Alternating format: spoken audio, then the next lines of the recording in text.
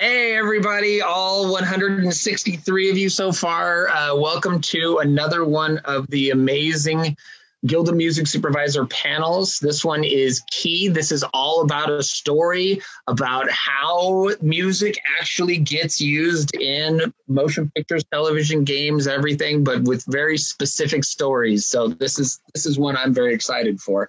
So thanks everybody for showing up and for coming back regularly and being involved and engaged with our Guild of Music Supervisors. As always, I want to encourage supervisors to join as members and aspiring music supervisors and everybody in the sync community to sign up as friends of the Guild. This is how we power our community, is with our members being involved and engaged, and specifically, participating in these panels and learning and seeing each other's faces. So thanks for everybody for showing up. So again, this is a great panel today. We've got big news coming up. We are closing our board elections tomorrow. So if you are a member and you haven't voted yet, please get on the voter platform that I think has been distributed to all of our members and vote. And we'll be seating at least one new board member starting January 1st of this year. So, again, we're super happy about you guys showing up and being involved. And one of the main drivers of all of this is my fellow board member, John McHugh, who's been, working great to put all these things together, along with our education committee with Lindsay Wolfington, who is a fellow board member and one of our panelists today. And we promised her very difficult questions. So, no, they're all softball. So again, kicking it off to you, John McHugh, you take it here, moderator with the mostest. Thank you, sir. Yeah, we've been doing these. I just kind of was looking and I realized this is somewhere between our 25th and 30th panel since we started this in April. And it was literally started by one of my students saying, hey, can you do some panels for our class? And then I asked Joel and said, hey, why don't we do some for the Guild? And next thing you know, we're like 30 panels in. So I think it actually was, Joel, I'm going to do a panel. And I said, okay, let's do it. Well, that's the New Yorker in me saying this. That's is exactly right. There's this Zoom thing that people seem to be interested in because they can't interact with each other. So now look at us 9 months later, we're still. Yeah, and all of them live up on our site somewhere. I think that if you can tune them in, you can go back to past panels and check them out like podcasts and continue the learning. Yeah, if you just go to Guild of Music Supervisors YouTube, you can find so much interesting content, and it's really amazing. All the fantastic folks we've had on over the last couple months, 9 months, I should say. And today is really one thing that I've been really excited about.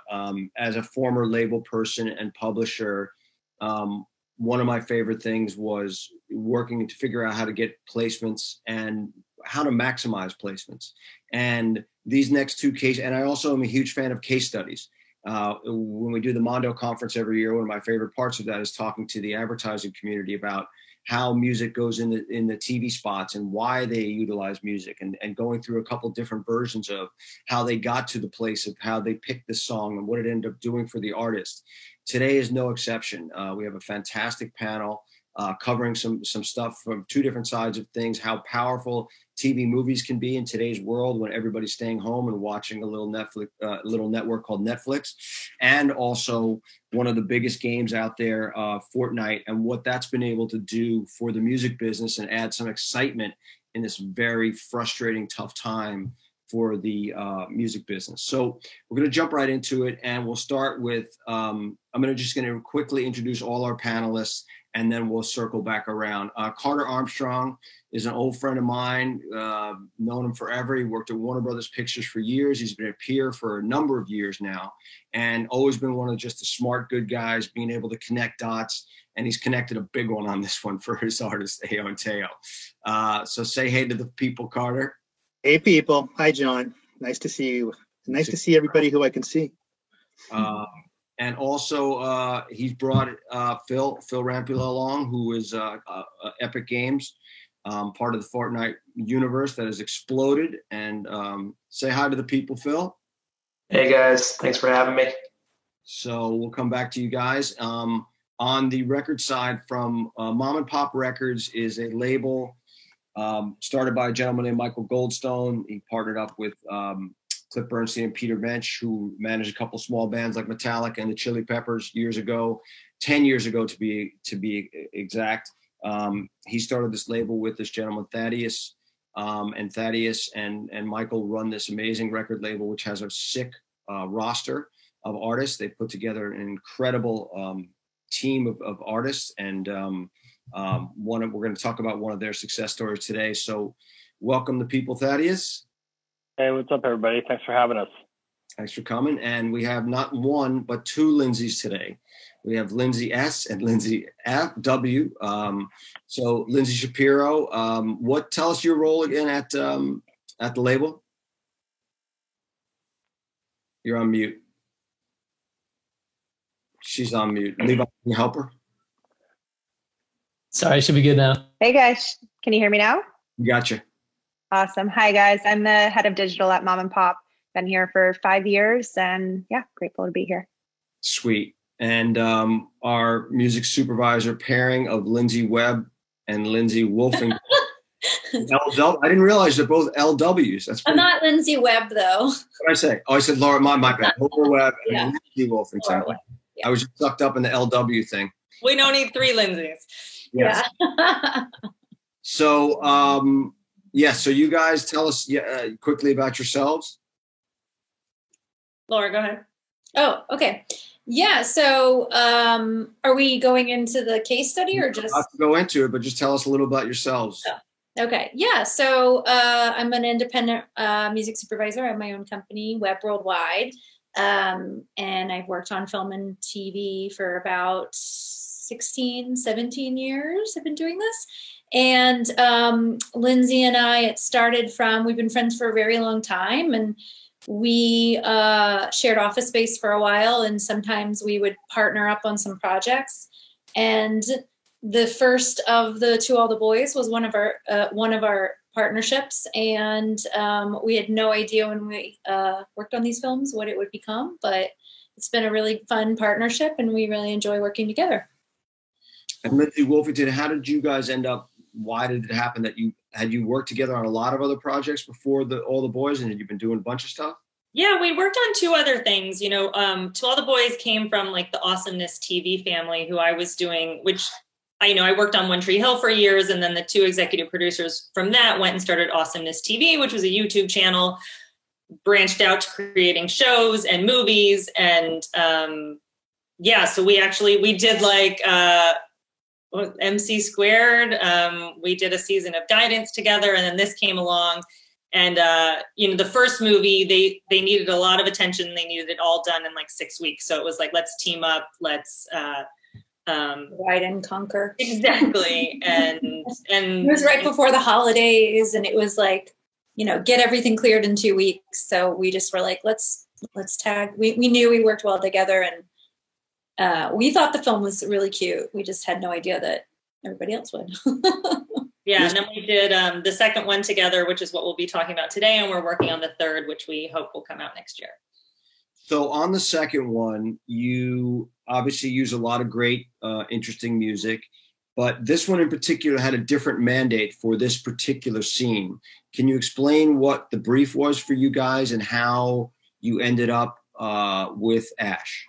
Yeah, so we this was actually the one of the first song we found, other than one scripted moment that we had. Like, it was scripted with the song, but this one was, we knew that our character Lara Jean would be breaking the fourth wall and lip syncing, so we knew we needed a really killer breakup song. Spoiler for anyone who hasn't seen the movie.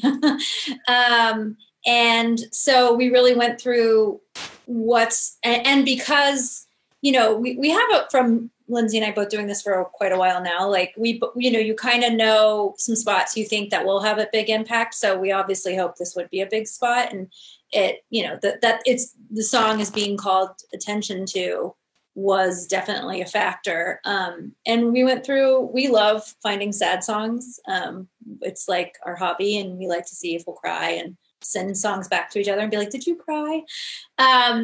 So, but this one really stood out. You know, we sent, we gravitated towards the stuff that we had. We sent out feelers to our great connections of labels and publishers, and our publisher, Cobalt, who is Ash's publisher, had pitched this one to us, and then our director and producers, you know, from the 20 or so that we thought were the best top candidates, picked this one, and we were really happy that we did. Well, and the interesting thing is when we picked it, there was a conversation because we picked it in like February of 2018. And the song had probably been out for like 3 weeks. And there was a conversation, is this artist going to have blown up and be like a has-been's like a horrible word, but like, you know, like, are we going to feel old, you know, if this song is already out and we put it in? And, you know, it felt like all the press on Ash was really good. And the song was like really perfect for the moment. And, you know, and I think she had like her following and she was doing great. But I think, you know, the marriage of picture and the song really helped take it to another level. But at that point, you know, like they were asking, like, do you believe in this artist? And we were like, yeah, we do. We think she's really cool. So yeah, to get it right, to find the right song, that's a big part of what we do. To be able to clear the right song, that's an even bigger part of what we do. And then to have the experience where it becomes something bigger. And that's what I'm really fascinated with, because obviously the first stuff is super important to what we do, but the next level of it for the industry is really important. How do you help artists get to that next level? And a great film placement like this, where the artist is basically embodying, the actress is embodying the singer, if you will, by lip syncing on camera. You don't see it very often. Like, when I was watching the clip, I was like, man, I don't remember the last time I've seen this. I mean, people sing along to stuff in a party type environment, but the emotional context of this. So whose idea was this? Was it the director, the writer? Was it always written in the script, for example? It wasn't in some of the earlier drafts, but then I think it came from our, producer. It came from Robin who's one of our producers at Ace, with the rewrite that happened. And it was sort of, yeah, they wanted to make this whimsy. I mean, there is whimsy in the films throughout, and because in the first film, she would always hear opera as like the letters got out. And I think that this one, in a new way for the second film, they wanted to bring that we're in her head, feeling her experience. And actually, she had a song in mind too. I mean, so we had a song to beat, and it was a song that was like 5 years old. So to us, it wasn't very interesting to use. Us, you know, Laura and I are always like, let's use like the next big thing. Like let's think forward. Let's use indie artists. What you said right there is kind of what my favorite part of the job is, the A&R aspect. Working at labels for so many years, you always worked to try to find that right record at the right time that would help your artist at the label succeed through visual media. And sometimes you got it right. And, you know, there were times, I remember one of my favorite times, I placed a Neon Trees song. Actually, I didn't place it, but I was involved with a Neon Trees song that went into this Vegas campaign. And the general manager was like, oh, no, that's not the song. You got to place the single. And I was like, no, you don't understand. It doesn't quite work that way. If Vegas says this is the song, then this is the song. And that's what you got to deal with. And he's like, well, can't you get the single? I was like, no, you can't get the single. You know, I'd love to try. Believe me, I tried to get the single, but it doesn't always work like that. So the A&R aspect of finding the right record at the right time, which these gals did. And then it comes to the label side. So Thaddeus, how much early, when were you guys involved? Obviously, talk about Ash's trajectory at this point up until the placement comes out, the Netflix film hits the screen, and then talk about how you guys moved, you and Lindsay and your team pivoted from there to maximize the opportunity. Sure. No, Lindsay's correct. Ash was doing great, had a buzz. She's LA based, She wrote with a bunch of people, had songs with other people as a writer. She went to Berklee College of Music. So she's, technically really accomplished, really well respected within the music community. We put out a bunch of songs, an EP, some singles, as soon as we did the deal, because she was already making her own songs that were artistically separate from the stuff she had written on for other people, or even songs she guested on. So she was sort of, on our label, we're a mid-sized, I would say powerful, but still, small boutique label. She was developing, but she had a buzz and things were going well. And Lindsay Shapiro and our team can talk about all the socials and the numbers and the streams. It was very Spotify and Apple loved. There was a lot of momentum. And I think when this happened, she was just kind of finishing her first headline tour, selling 400, 500 tickets to market, selling out Troubadour. So we're good. But as record people, and you know this, John, because you worked at labels, we, if we can go to radio and if we have numbers and we have things that are happening, we can break down doors. 20 years ago, you could go to radio and anything and get a read in 10 weeks about whether you had an active song. These days, everybody, for good reasons, people want to see that there's realness there and that there's audience already coming to the table. So that's where Ash was. We hadn't sort of gotten to that point where we had significant we didn't have an album yet at the point. So we're sort of halfway there. Yeah. Lindsay, take it from there. Lindsay Shapiro.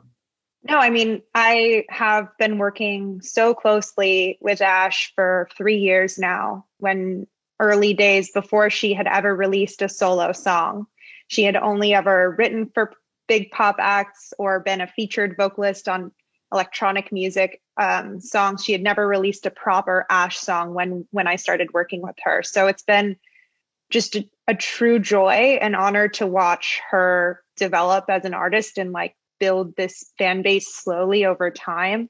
I think before The Sync, the song had been out for a year. It came out, February 2019. And I think what's also important to think about with This Sync too is the power of this song. And that's kind of what Lindsay and Laura, what you were speaking to, is it's just an unbelievable song. She is so honest about the origin of that story. She went through a divorce at a young age, and it's personal and it hits you. I remember the first time I heard it, being someone who knows her on that level and has worked with her for years, I cried. I was like, whoa, this is a really big deal. And at the same time, we were still in that buzzy phase. You release a song and her fans loved it. It had maybe 3 million streams on Spotify.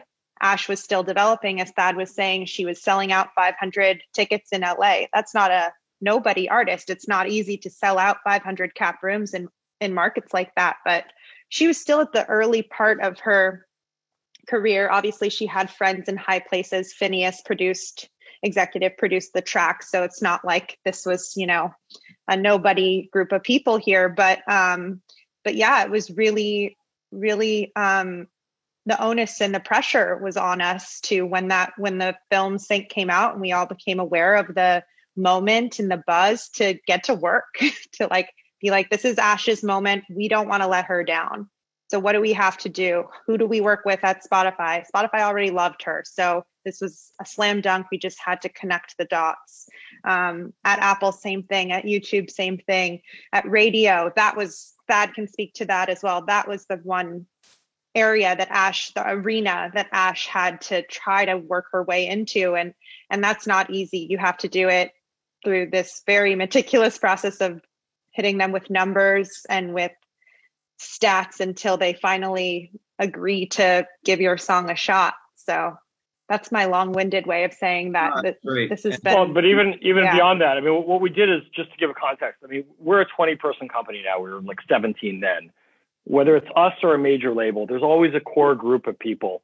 There's the radio team, there's the press person, there's certainly the DSP team, which Lindsay leads, product management. But everyone's got to attack it when you have the opportunity. In this case, the story and the audience engagement happened from day of release. Because of the nature of the Netflix property, the engagement is bananas initially. You don't know what's coming. It's not like a traditional, feature where you have a 3-month lead up and then you look at the box. So it was such a jolt that within I would think 7 to 10 days, we saw what the audience engagement was across Spotify, across YouTube, different platforms we could measure. So within like 10 days, we had our head of international in London had, promo teams, meaning press and plugging, deployed in England, France, Germany, Scandinavia, Australia, Singapore, working the song as a radio song and as a press, entity. We were at Alternative Radio. I was literally in Burbank on stage at like an iHeart, annual presentation that happened to be 10 days after that.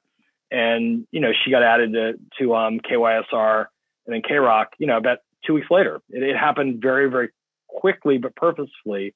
And then we were lucky enough to take the record top 10 at Alternative, a female piano-driven breakup ballad, a top 10 song at Alternative. That doesn't just happen usually. And I say that every 2 years, Mom and Pop runs into a pop hit. And, years ago, we had a couple of hits with Flume. A couple of years before this, we had an Alice Burton song that went pretty far. So we know what to do, but it's not everything we release is designed to be worked at radio. So we have to quickly sort of like circle the wagons. We have an amazing pop promotion staff, and they knocked it out of the park. So it created length, and Lindsay killed it with a global streaming plan. And the irony is 10 months later or 9 months later, whatever it is, we just stopped working radio. We made a Niall Horan version, which was amazing to go enlarge a global audience and also attack top 40 radio. So that added a whole different refreshing to the campaign. We just finished up radio like 3 weeks ago. The record just went to Sub Power again at Kiss in LA. So it's like still alive. And, we put up a new song in over the summer, and there's a new track coming. So it allowed us to amplify and sort of max out this stage of her career. And she hasn't put out a debut album yet. Such a great use. Bravo on that one.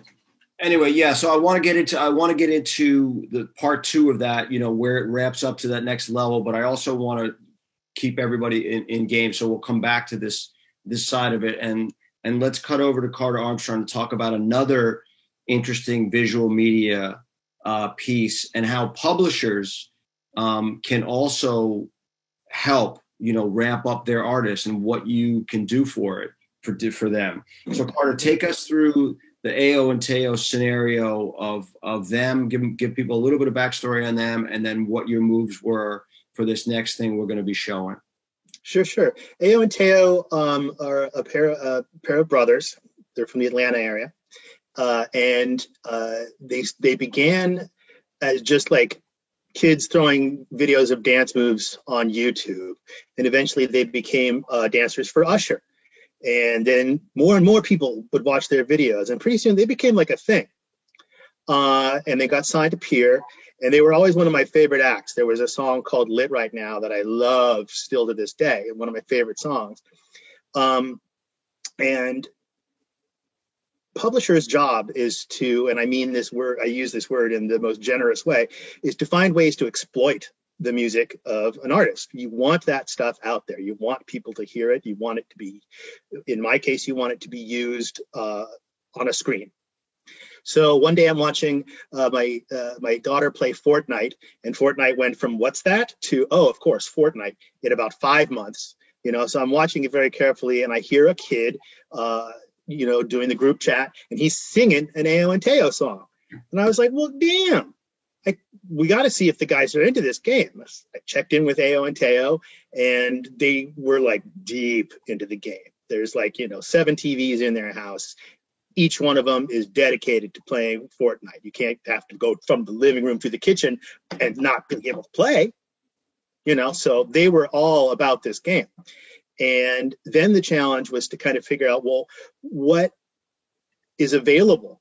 Because for a long time, traditionally, video games weren't necessarily a home for licensed music.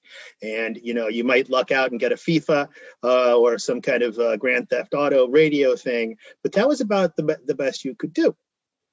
But we were really interested in Fortnite because of its incredible magnetic and just its rocket-fueled trajectory. So we contacted them, And, true to their very inventive nature and their very forward-thinking nature, they were already getting into music stuff. And they'd already sort of started playing with emotes. Emotes, if you don't know, are gestures that you can make in many in many first-person shooter games or any kind of video game, and in Fortnite. And Phil can speak more about this, but they're sort of like they're dances you can do. You can even do them with your friends and all this kind of stuff. It's a lot of fun. And we started talking about different ways that we could get Ayo and Teo involved, because the fact that the artists themselves were about the game was special. And it meant that there's a real connection between the game players, the audience, and the artists themselves. And Phil can tell you about a really fun Google meeting we had at the very beginning of the conversation, where we really got to see how excited these guys were about the game, and they were improvising dances. It was great. So the way we got into it was just keeping an ear and an eye out for our artists. And once there was the glimmer of a hope, charging right on in and taking advantage of every possible connection and organic connective tissue, and building a strong beast that was able to really deliver for us, really deliver for the guys through Fortnite. So that's a good segue to Phil. Fill us in. Give us a little bit about your background and how long have you been at Epic Games, and talk about the maturation process of the musical expansion, if you will, into Fortnite. Sure. I've been at Epic for, I think it's close to 6 years now. So well before Fortnite became the thing that it is now. So, but I do remember one of the most pivotal moments at the beginning of the game was actually centered on music that influenced so much of what we did for the future of the game. We were starting to release trailers for the first time, marketing this thing, like what do we put out there? And we had all these brainstorms around what kind of music are we going to use for these trailers? Are we heavy metal? Are we pop? Are we hip hop? And we kept trying different things, and we kept coming back to the philosophy that we aren't just one genre and we aren't just one thing, but we are more like the ultimate, most positive house party that you would remember for the rest of your life. And it opened up, like that was just a thing that we were talking about of how we use music just in our marketing materials in the very beginning. But that philosophy informed almost everything we've done for the game, even up until today. So when we invite people into our world, because one of the things that's unique about Fortnite, unlike lots of other games, is that it is updated almost every single day or every single week in some way, shape, or form. So it's a living, breathing world. And there are no, hey, 2 years from now we'll release the sequel. It exists just like social platforms. So the house party mentality is something that we've just been leaning into more so than anything. And it allows us to keep a really wide open mind for folks that want to come in and who embody this same mentality. It doesn't hurt that you're fans of our world just as much as we're fans of your world. But I do remember the Google Meet, and it was one of the most, we connect on a human level first. Like we just love to work with good people and good partners, but the energy that we felt on that call was, it was amazing. It was like, I think I said right before this, it was my favorite meeting of that month. I was like, I wish every meeting over a Google Meet, this is pre-Zoom COVID era. But it was one of my favorite meetings, and the energy that came through that screen was amazing. I'm like, yeah, these guys need to be part of this huge house party that we're throwing all the time in the digital space that we're creating. And the emotes, specifically, are something that self-expression for us is a huge philosophy that we hold a lot of responsibility behind it, because players, unlike a lot of other games or movies or film, we don't think that you embody an actual hero or archetype. You are yourself as an avatar, and you get to do anything that you want and express yourself. So you could be, a Tyrannosaurus Rex or a bulldog doing this dance with this backpack and this axe and that weapon. And so it's up to you. So we're continuing to try to push ways for players to express themselves. And emotes are one of the biggest avenues that we felt was just huge for us. And society in general. I'll never forget taking my son to his first basketball game And this was at the very beginning of Fortnite. And, you know, he lined up on the side of the court. Other kids are lining up on that side of the court. And they start doing little dances. They don't even know each other, but they're signaling to each other from like almost like National Geographic, like, you know, and they're doing Fortnite dances. And at that moment, it just blew my mind how this had transcended from, you know, just a video game that we were just making, having fun, and seeing it in real life, people communicating with each other non-verbally by just doing these dances was like, the power of this is just amazing. So it was just from there, it was just like, let's invite everybody to the party. Well, speaking of that, you know, cutting into that, you had a huge press boom with Travis Scott, who happens to be one of the biggest rappers on the planet, got his own McDonald's Happy Meal, which nobody gets, and still somehow maintains credibility, which I thought was, you know, really crazy in today's world. So why don't you set up this clip we're going to show of the Travis Scott thing, and then we'll show the Ayo and Teo after we come back. Sure. Yeah, I think that the Travis show was, it was a long time in the making, honestly, because, you know, we're storytellers at the end of the day. And Travis was part of one of the biggest moments for us, just completely organically. He jumped on a Twitch stream with Drake and Ninja and Juju Smith-Schuster. And he was part of a crew that they were playing the game at that point where I think they broke Twitch records at that time. And it was completely organic. We had no idea. We came in the next morning like, wait, who played the game? Drake was on last night. And so, you know, it was just this huge moment. So Travis has been a fan of us, and we've been a fan of him for forever. So it was an organic conversation over time of just how do we integrate our worlds. And it really does come down to world building, you know, because we won't do anything that is co-marketing. We won't do anything that is promotional. We do stuff that our players are going to really care about, interact with, and have a really good time with, and bring value to their time. So we look for artists that we can partner with who have a rich, deep world that we can pull from. And Astroworld and Travis Scott, I mean, we just had an absolute blast. So coming off that, I think, you know, some of the things that we did was just, hey, if you could throw a concert without any limitations in the world, what would you do? There's no physics, there's no budget, there's no nothing. You know, where would we go with this? And that was the overarching principle. And, you know, what we created was awesome. Yeah, it's fun. I love the fact that everybody's kind of dancing in their own tune there. It's like they could be different types of music playing, but they're all kind of doing their own thing. It's like a really fun integration.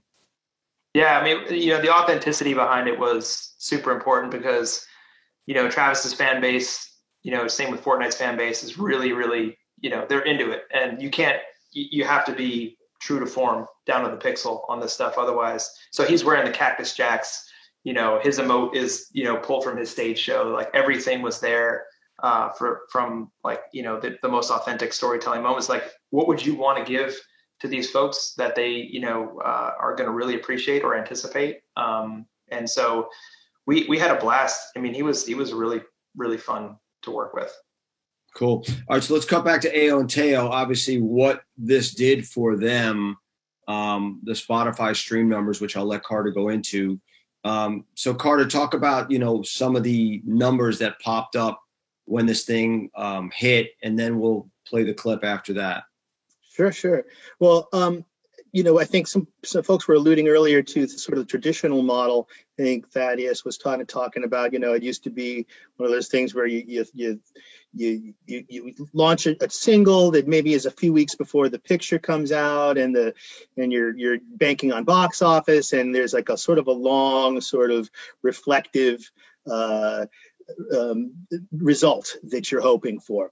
But in this case, just as Phil's pointing out, it's almost like social media. It is quick.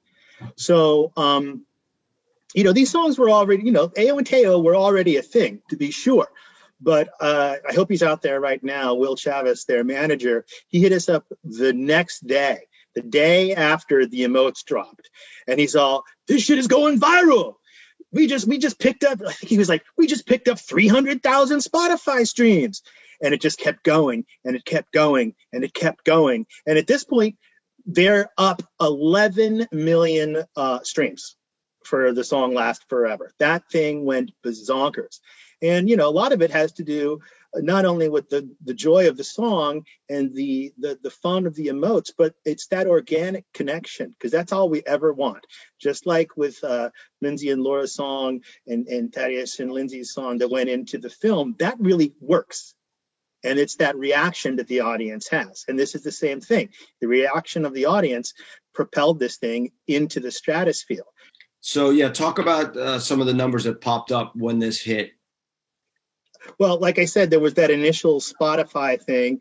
The song Rolex, which is the last emote we just saw, we've enjoyed to date probably about a little over 15 million extra, an additional Spotify streams. The guys did a TikTok of themselves dancing along with the emotes, if that's not meta enough for you. And that's had over 17 million views, and it's like a totally viral thing right now. There were over 100,000 Shazams, over 12,000 posts on Rolex, and almost 700 monthly listeners that were added on Spotify. It's a 33.3% increase. And the number that blew our minds initially was overnight almost, there were an additional 20 million viewers on their YouTube channel. And that actually, despite my previous observation that this is a very quick thing, it doesn't mean that it's quick and then it's over, because now that 20 million number that my partner in sync at Pure Music, Jason Lee, when he showed me this number, we were both like, what? It was 20 million extra YouTube channel views. Now 57 million. That's a lot.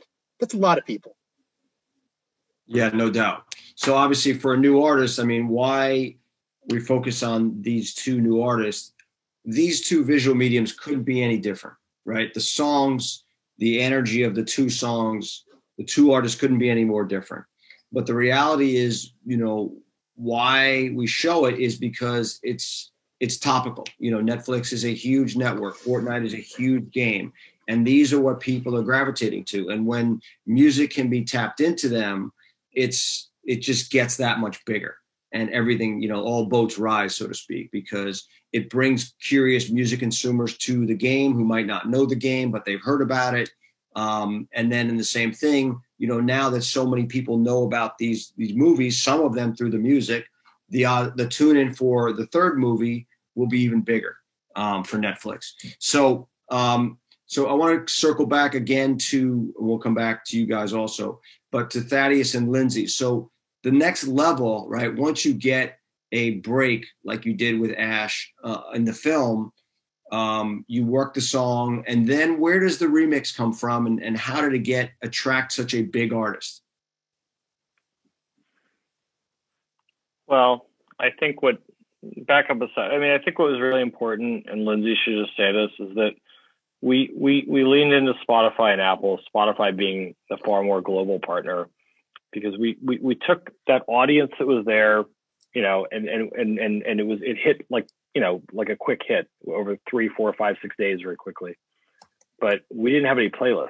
We had no visibility. It was just all organic. So what do you do? The first thing you do when you have organic activity in our new record world is? Yeah, I mean, we had to instantly go back to everyone who we had pitched the song to over a year prior, and say, hey guys, I know you gave us all these big playlists a year ago, but it's, this thing is popping off, and, it's time. Here's the organic streaming. It's 99% organic right now. Can we get some extra visibility on this? And then you get added back to Pop Rising. Okay, then 3 days later, you get added to today's top hits, which is obviously the biggest playlist probably in the whole world. So, once we got that playlist, we were able to go to other partners and say, hey, we're on today's top hits on Spotify. Apple came through, put it on their version of it, today's top hits. Pandora came through. Eventually, partners are going to look kind of stupid if they don't have it on their playlist, because everyone else has it on their big playlist. So that's the goal, is to make sure that partners have to cover their own base, make a song big enough that partners have to put it on their playlist. So once all that happened, and we're on today's top hits in like 40 different countries, Spotify countries around the world, Then the next step was US radio, which I mentioned. I won't go back into. It took it to the top 10 alternative over 4 months. Once we were at that peak, that to answer your question, John, that's when we could say, all right, this thing has really turned into a real song, and she's turning into a real career with a real audience. And if we're going to go to pop radio, and if we're going to grow her globally before we go to the next piece of music, we had a relationship with Amanda Sammy, her A&R person at Cobalt, moved over to Capitol. We were fans of Niall. My partner Goldie is old colleague of the manager of Niall. It just was sort of on a lot of different levels. We were thinking of what would be an interesting fit for Ash to sort of re-energize the song and take us to places that it wasn't going to go without a purposeful second prong to the campaign. So it was thoughtful, and it led to Niall, and Niall was pleased to do it, and it was, they got on really well. It was really like, they met online and they hit it off, and they the collaboration was perfect. Right. Like Ash is very precious about this song. As I pointed out earlier, she wasn't just going to let anyone in on it to say anything. So it had to be the right person, had to be the right lyrics. The fact that Niall basically took over the second verse, and his verse is from a male perspective, and her verse is about divorce. His is from the male perspective of asking permission from this character's father to marry her. So it's like, he really brought his own lyric to the table that brought something new to the song. And so Ash was willing to open up the song to someone else. And then their friendship took over and went viral. That was a whole other social I want to thing. underscore one thing, which is that these things don't happen by accident. The sync does. And we are incredibly thankful because these things don't happen very often. As from the label perspective, though, which is not what you guys do, so I'll be brief. We encounter so much resistance at every step of the way. So it's only once you sort of get to that next step and you achieve certain things that you can say, all right, I think we can do this and this and this now, and this is how it serves the artist's career. Because we are on different sides of the business. Our job is to grow careers and to grow artist relationships. Yours is to make amazingly beautiful music picture moments that affect audiences. But when those things come together, and create magic, which happened here, we then can do our job on a different level. We can do it better. We can do it bigger. So it creates an opportunity, but it's still not easy. And by being able to sort of grow it globally on Spotify and Apple, and then have that radio element, we were able to say, this is really good for Niall, we think, and here's why. Because we'd already achieved, crazy 150 million, 200 million numbers at Spotify, Apple globally on a streaming level. And we had a pop radio plan that was teed up. So it made sense. It wasn't just kind of a random concept of I'll jump on the song, but the same care that went into picking an artist for a piece of, picture went into how to reimagine a song that wouldn't detract from what it was, but allow us to do more of it. Yeah. I mean, really I can't harp on enough how Ash and Niall created this social media frenzy over their friendship. The Directioners started creating a stan name for them, a ship name for them, #Nash. It went nuts. The two of them went live on Instagram together, had 125,000 people tuned into it. They were tweeting back and forth at each other. It was unbelievably fun to witness while we were all kind of stuck in this quarantine. And also they had never met before. They literally hadn't met until 2 weeks ago when Ash flew to London to quarantine in a house alone. So for 14 days so that she could do a surprise guest appearance on Niall's live stream from the Royal Albert Hall. So Ash's whole world and whole life changed, and she had never met this person. It was totally crazy. Her socials went from 160,000 to 160,000, now 725,000 Instagram followers. The song went from 3 million, as I was saying before, on Spotify to 100 million. I remember texting Ash, we passed 100. Now it's at 200 million on Spotify. Plus the Niall version has an extra 50 million on Spotify. The song, I could toss numbers out all day because that's how my brain works and geeks out, but it really was so amazing to witness. And this was all from her tiny little one-bedroom bungalow she shares with her boyfriend. She became a global pop star. And then when she finally got to go to London, got to meet Niall 2 weeks ago, literally in November, it was just it was the icing on the cake. And the pop radio campaign, as Thad has mentioned, is coming to a close, although we're still getting stations refusing to stop playing the song, which is fine by us. But, we're not climbing the chart anymore. But now we're going into the end of 2020 and next year with Ash having never released a debut album, which is an incredible place to be jumping off from. And I'm just so excited. It's an incredible story. And I throw it back to Laura and Lindsay, because obviously that core is where it starts. And, when you go in and pitch a song, you never think it's going to have this kind of impact on an artist, but it sure does feel good, huh? It feels, it's great. And it always leads back to a great song you hope just lands with everybody. And that's what that was. I also just wanted to say, I think Lindsay and I were really impressed with Ash is very savvy herself, and really, we loved seeing her journey and seeing her gain more followers. And that's the really fun part of this job, the best part, really. But she is also a force to be reckoned with, and I can't wait to see what she goes on to do too. Super likable and super smart about engaging her followers. And it's also nice to do things for nice people, right? Not that we were doing it because we knew she was nice. But one thing I was just going to say is, and Laura and I noticed this on the first film, Anna of the North, kind of her label was wait, what happened? Why are Anna's streaming numbers up? And they were up globally. And for Laura and I, that was kind of interesting to us, having worked on shows on MTV or the CW or CBS. Netflix has this global audience that your network television didn't have. And I was kind of curious in terms of setting you guys up globally. Was that helpful? Because we were able to see reactions in places we had never thought about before. Because it was all Netflix's simultaneous release. You got to see, oh, look, Philippines. She's Anna of the North was #1 in Philippines. And, it was super fascinating. The answer is yes. And I think Carter said this, everything happens right now. If it's on one of these platforms. For us, we saw I'll tell you the numbers. Day before the movie came out, 10,000 streams a day on the song on Spotify, which is not bad. Next day, 100,000. Third day, 400. At that point, that's viral. 8 days later, it's at 2 million. Now, there was another element which entered the fray, which is TikTok, which is really good. But what it showed was that the song went from platform to platform to platform.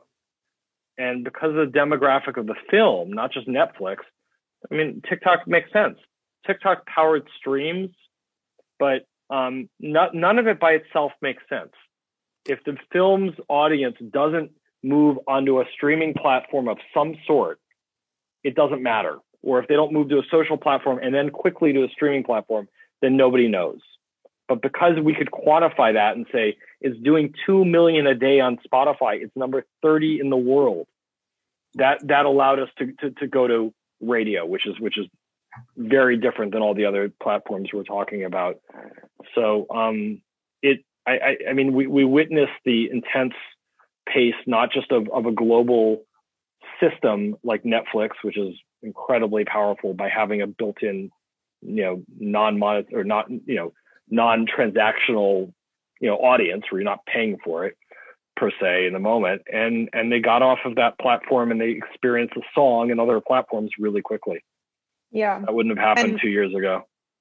And one more thing to add to that too is there's a second really important part to the job too, which is making sure people don't just know the song, but they know Ash. Making sure people know that Ash is the artist who made this song was such an important part of my job, probably the most important part of my job, because this song, we didn't want this to become a TikTok song. We didn't want this to become a viral song that people forget about. We wanted to grow Ash's career. So I remember one time I basically was strategizing with Ash, like Lindsay was alluding to, Ash is a genius marketer. She's a natural, so savvy, so smart at all of this.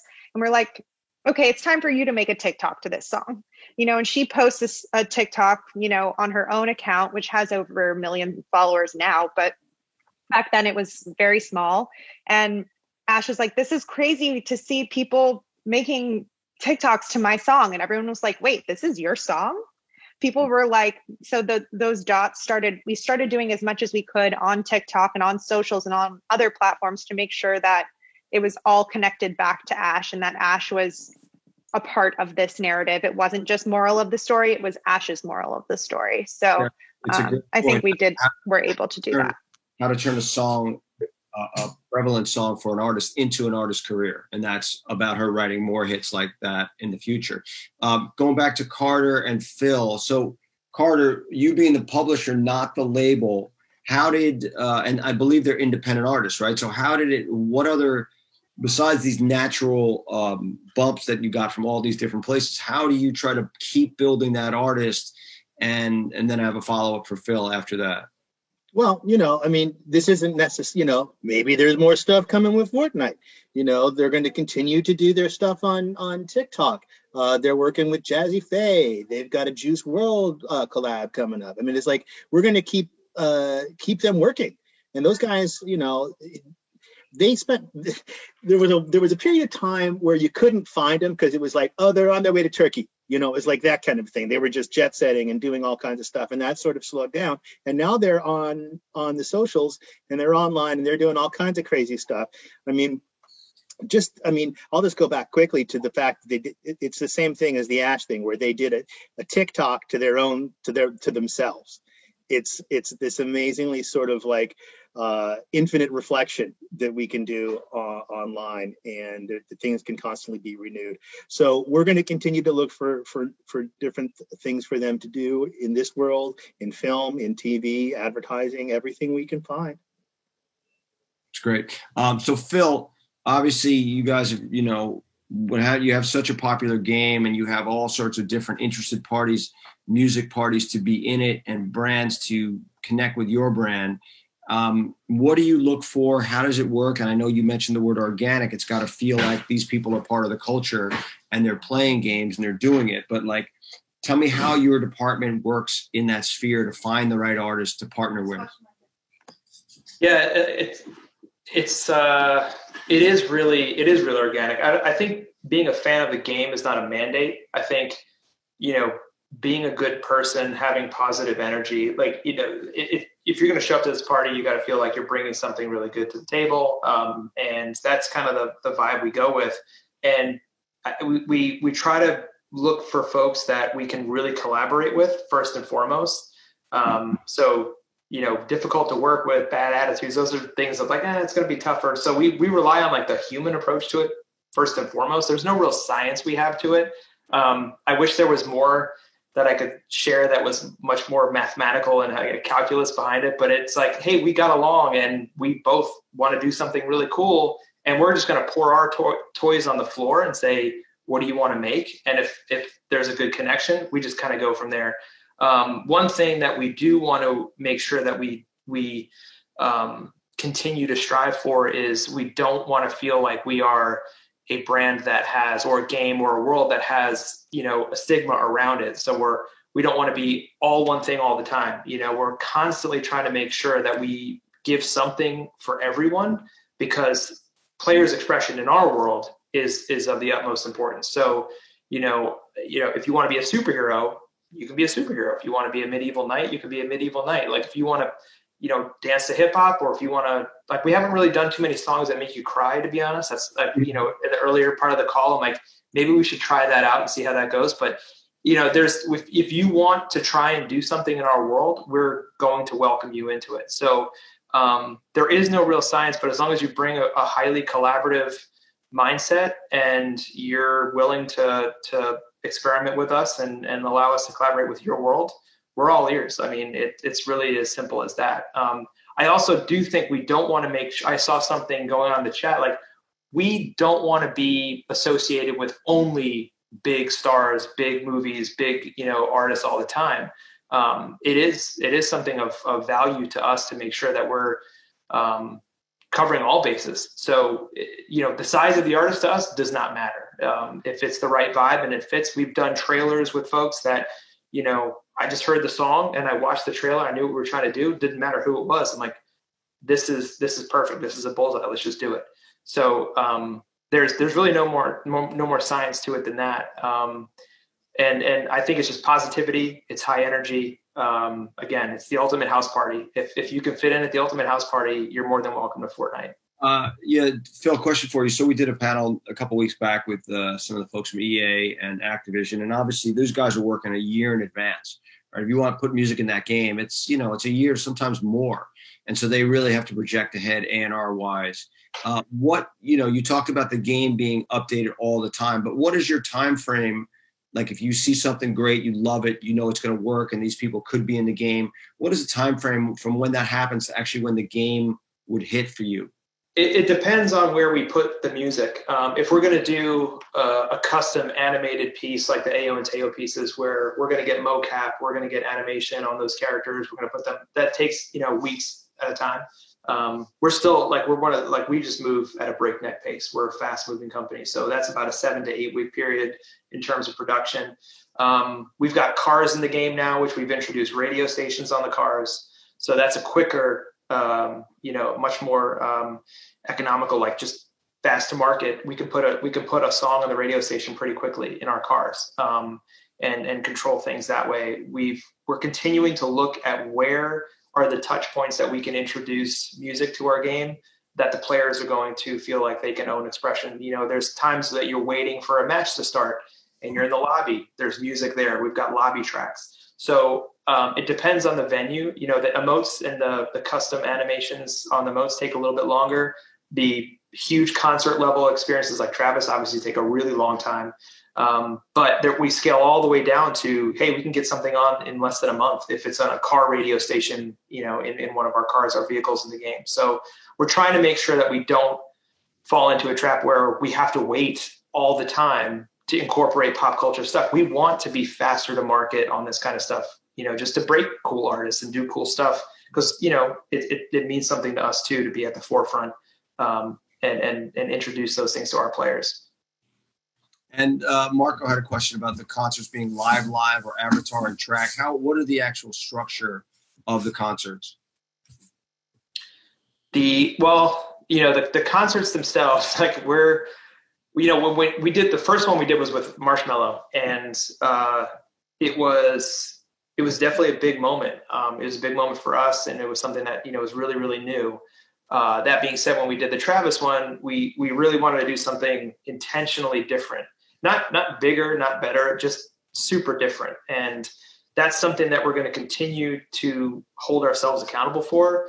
So there really is definitely the next concert. I have no idea what it's going to be, because it's going to depend on how different we're going to make it. And it's going to really lean into the artist, because the artist is going to dictate what we do there. The Travis show, as it went on, there's roller coasters weaving through the whole map, and that's pulled from his Astro World, background. So we lean into the artist world that we we collaborate with. So it's a lot of TBD. It depends on who we partner with, but it is, we're definitely going to make it different. So what you kind of expected in the Travis show will be totally different on the next one. And in fact, when we blew up the stage at the beginning of the Travis show, that was an intentional head fake, because that was the same stage we used for the Marshmello concert. And so players were kind of gathering around thinking that they were going to experience this thing, and we just intentionally just exploded it. And so when he went up 156,000 feet tall or whatever it was, everyone's like, what the hell's going on? So we're going to look to do that again and again. And who knows where that's going to take us. I wish I knew the answer right now, but it'll be definitely different than what's been done so far. I think it's a fantastic platform, as is, the traditional visual media that we've all become accustomed to.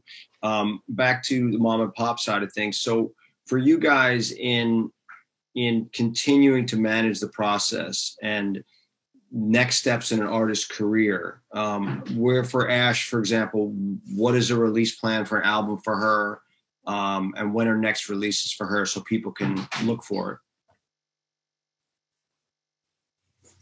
I don't know if we can share that. You're asking the hard-hitting questions here. There's new music coming, but nothing yet. I mean, nothing that we can talk about yet. But we're moving forward. It's all going great. I saw a couple of comments. So I want to say something. If there are people out there that are musicians or they're on that side of it, and they're like, why does this happen to people who are already on labels or have teams, or what if we don't have the money? I just want to say something just to kind of set the playing field, I guess. This is the biggest, you can't control these things. It happened to Ash and it happened on our label, but it happens to people without teams also. And you can't, it's how the music's used and how it affects people. The only difference is we know how to respond within 2 days because Lindsay's team understands the data, understands how to read it and analyze what's happening. And we have the people that can go push on people in the record business and in the industry to go max it out. I think that we're better positioned to move quickly and with purpose to take advantage of this, but I would be lying if I didn't tell you, 9 times out of 10, when we hope a sync happens as impactful, nothing happens. Nothing really measurable happens. This isn't, I mean, these are all outlier examples. And I think that's why the supervisors deserve so much credit. But, all we do is respond. It's rare that we can really script a perfect moment ahead of time. Yeah, these 2 test cases, we wanted to just salute them because it is rare, and it is, I don't want to say it's a lightning strike, but for everything to go as well as it has for those 2 artists, a lot of things have to go right. But it all starts with the people who get it together, Carter pitching Phil, Lindsay and Laura finding the track, getting it through the producers when they had their own track in mind that they wanted to use. And then everybody just playing their role, and Ash. I love the story of Ash going to London and quarantining and meeting Niall. That's just beautiful. And that's, to me as a supervisor, is the stuff you love to be able to help artists whenever you can. So, it's really just a question of how that could work. Couple questions for you. Let's see. Yeah, I guess it's really Phil. We talked about the genre-wise. Are there genres that work better than others? Obviously, these 2 in the trap space, but you also did. I think you did Bad Bunny recently, which is hip-hop-ish also. But Phil, are there genres that also work well that aren't quite what we've seen so far? Yeah, definitely. I mean, for me, and Fortnite specifically, it's got to translate to a visual world. I mean, I think, I listen to a lot of music and I close my eyes. Actually, I really just close my eyes a lot of times, and if I can see stuff happening, in our world against this music, that's really what drives a lot of it.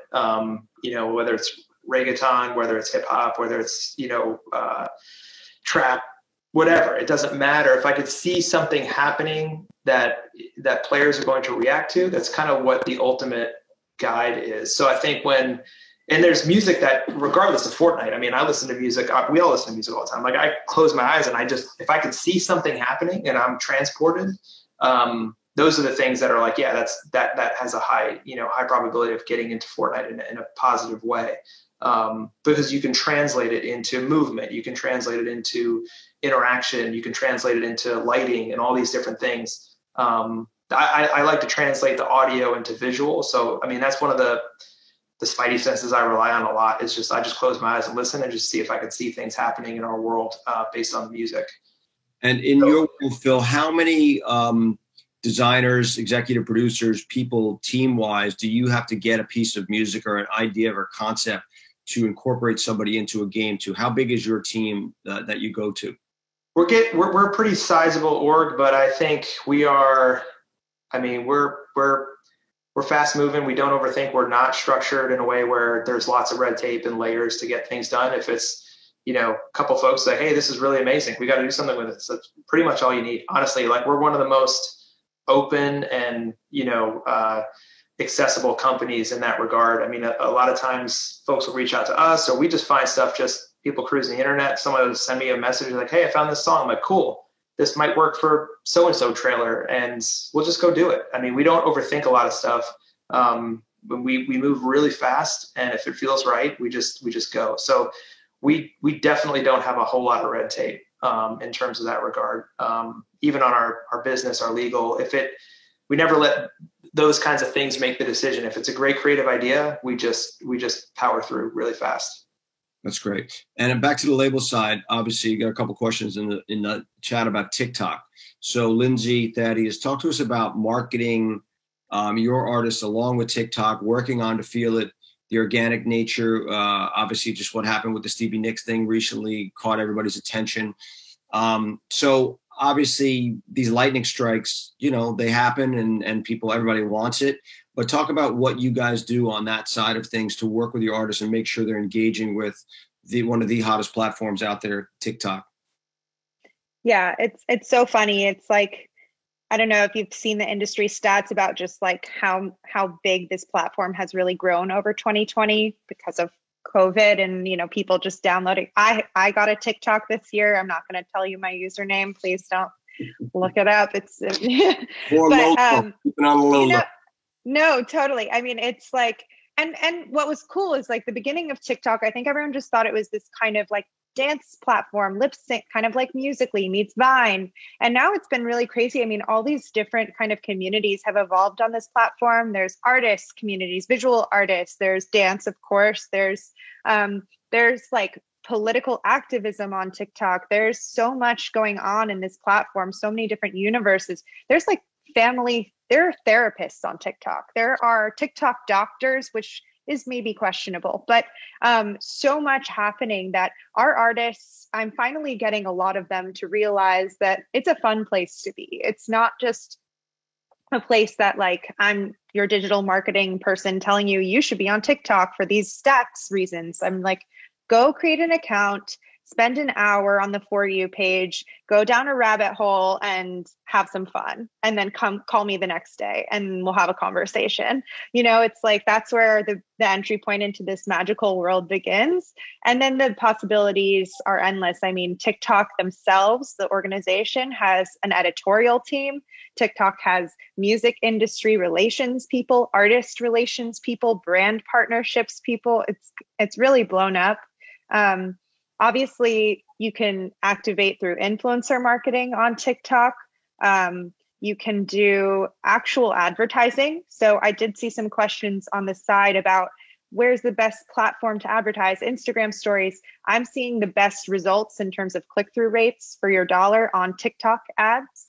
The targeting is really, really limited. You can only target to music. Like versus every other platform, you can target really broadly. More specifically, you can say, I want fans of Kelly Clarkson and this and that. On TikTok, all you can choose is like a very broad category, but the click-through rates are crazy. So that's like when you're on the For You page, you see something sponsored pop up in there.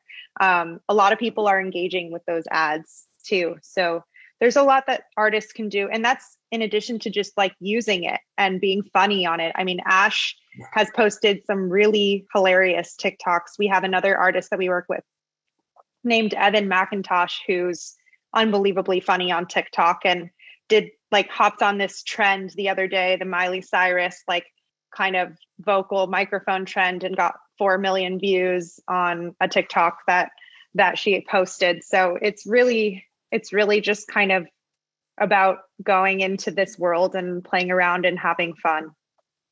Yeah, my daughter cooked me a meal the other night with a recipe she found on TikTok. She couldn't find anywhere else. So I thought that was like, oh shit, when it's getting to that level, it's out of here. Yeah. Every time I feel like I overthink TikTok, I end up doing something worse. The beauty of it happens when you just when people just post something random that comes into their head and not too choreographed. Yeah. Keeping it organic. It's a good theme. Well, look, we're almost close to an hour and a half, and we don't want to run too long. I don't want to keep you guys too long, but we can't thank you guys enough for your time, sharing your stories with the Guild. And obviously Lindsay and Laura, what we do. We love doing it, and it's amazing when we can interact with publishers like Carter and label folks like Lindsay and Thaddeus and Michael Goldstone, who's a legendary A&R man. If you guys ever heard bands like Rage Against the Machine and Pearl Jam, he signed them. Regina Spektor, he signed them. So Eels, he signed them. So one of the best labels out there. If you don't know it, please check it out. They're amazing. And Carter, amazing repertoire of music at Pier. Phil, pleasure to meet you, and look forward to doing more with you guys at Epic Games, because we love what you're doing, and this kind of visual media is really what's happening today. So it complements the traditional media so well. So on behalf of the Guild, throwing it back to you, Joel, to say peace out. Thank you guys so much for your time. Yeah, thank you guys so much. We really appreciate it. Like I said at the start of this, this is our community. We started doing these again. This was a brainchild of the Jonathan McHugh machine over here. Said, I want to do it. Let's make it happen. And it's been happening since we've been in lockdown. This has been one of the best kind of avenues for us all to keep talking, to keep engaged with each other. And we appreciate you guys showing up, week after week. Again, we're starting to work together towards our big conference that we're going to be doing again virtually coming up in February. And again, Lindsay Wolfington, our one of our heads of our education group, is starting to put that all together. So keep your eyes peeled on that. There's going to be a lot of really high level discussions, specifically for the industry, but, some cool content there too. So keep your eyes peeled, keep engaged. And, if you aren't already a member or a friend of the Guild, please sign up, because we love having you part of the community. So thanks again. Thanks for all the participants. Thanks, John, for moderating. Thanks, Pierre. And we'll see you at the next one. Yeah, happy Thanksgiving. Happy Thanksgiving. That's right. We don't got one next week. I guess we get a week off. No panels next week. Go eat some turkey and don't hang out with too many people. And wherever you go, get one of a mask. Get one of these. Thank you, guys. Take care. Thanks so much.